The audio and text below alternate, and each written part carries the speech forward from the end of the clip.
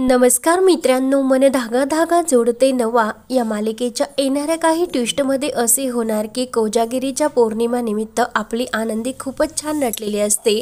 आनंदीचे ते सौंदर्य बघून आपला सार्थक मात्र घायल झालेला असतो आणि चंद्राची उपमा त्याने आपल्या आनंदीला दिलेली असते। आनंदीने कोजागिरी पौर्णिमाची मस्त अशी माहिती सांगितल्यामुळे आनंदीने सार्थकला सुद्धा पांढऱ्या रंगाचे शुभ्र असे कपडे घालण्यासाठी सांगितलेले असतात। तेव्हा सार्थक खूपच खुश झालेला असतो आणि तो तयार होताना मनात म्हणत असतो की आज सर्वजण त्या चंद्रासाठी तयार झालेले असतात, पण माझ्या मनातील चंद्र मात्र माझी आनंदीच आहे आणि आज मी आनंदीसाठी तयार होणार असे सार्थकने ठरवलेले असते। आणि चंद्रापेक्षाही सुंदर माझी आनंदी कायमच दिसत असते। आकाशातला चंद्र फक्त पौर्णिमेच्या दिवशी सुंदर दिसतो, परंतु आनंदी तू माझ्यासाठी कायमच सुंदर दिसावी आणि दिसते सुद्धा। तेव्हा मात्र आपला सार्थक हा आनंदीच्या त्या सौंदर्यावर घायल झालेला असतो।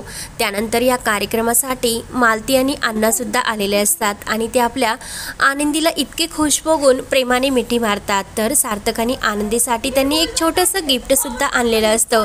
तेव्हा मात्र वृंदा आणि शलाका यांचा काहीतरी वेगळाच प्लॅन असतो आणि मालती आणि अण्णांना या प्लॅनमध्ये त्यांना अडकवायचे असते, म्हणजे सर्वांसमोर त्यांची बदनामी त्यांना करायची असते।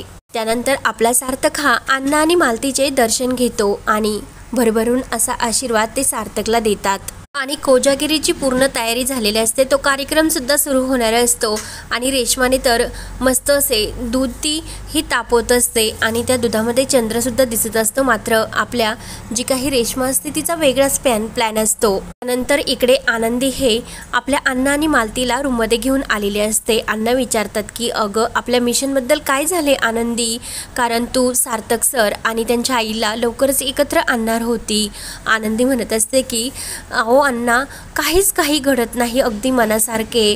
तेव्हा अण्णा म्हणतात की आनंदी तू टेन्शन घेऊ नको, एक काम कर, सार्थक सरांची बहीण आहे ना आकांक्षा, ती खरंच खूप चांगली मुलगी आहे, ती तुला मदत करील। तर लगेच आनंदीच्या डोक्यामध्ये सुद्धा प्रकाश पडतो की खरंच आकांक्षा दिदीची आपल्याला यासाठी खूप मदत होईल।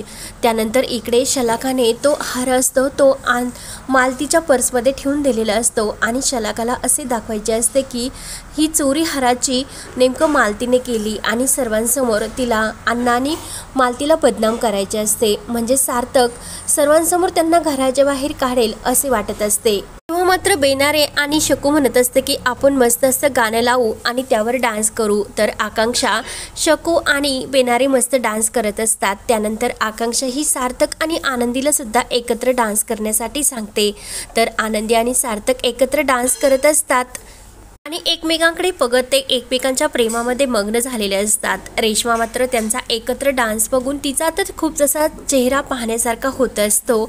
सुधा मात्र मनोही खुश होत असते, परंतु आनंदीवर असलेल्या रागामुळे ती काही आपला आनंद व्यक्त करत नाही।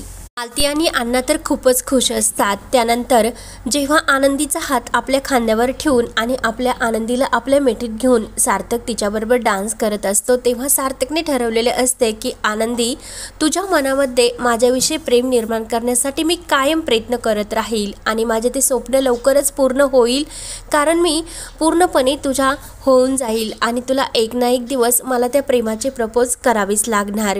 तेव्हा मात्र सार्थकचे ही स्वप्न सुद्धा लवकरच पूर्ण होणार असतात आणि अण्णा आणि मालती हे आपल्या आनंदी आणि सार्थकला एकत्र बघून खूपच खुश असतात, कारण सार्थकने सर्वांसमोर आनंदीला प्रेमाचे प्रपोज केलेले असते।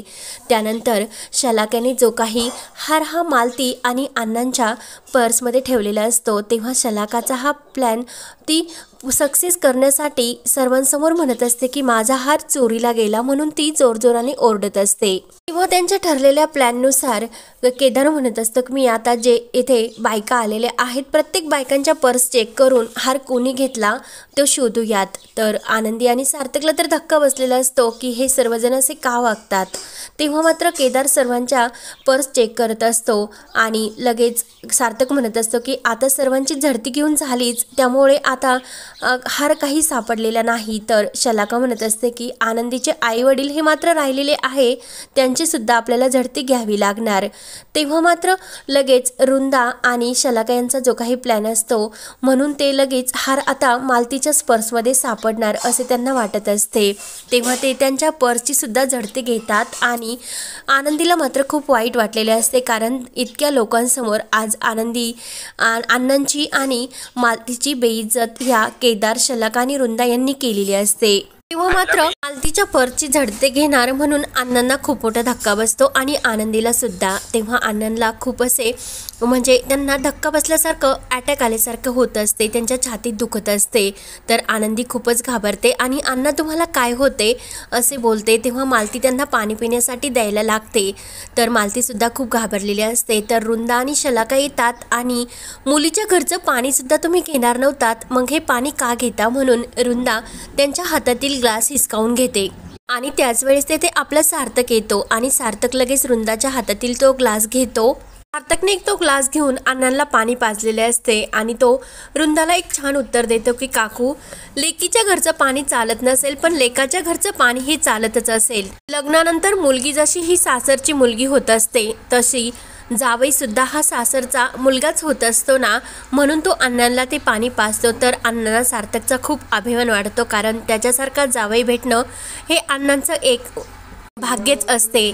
तेव्हा आता शलाका आणि रुंदांचा जो काही चेहरा असतो तो सार्थक समोर आलेला असतो आणि आता शलाकाने जे काही कारस्थान केलेले असते ते ऐकल्यानंतर सार्थक हा शलाकाचं थोबाड कसं फोडणार असतो ते पाहण्यासाठी आपल्या चॅनलला नक्की सबस्क्राईब करत रहा। धन्यवाद।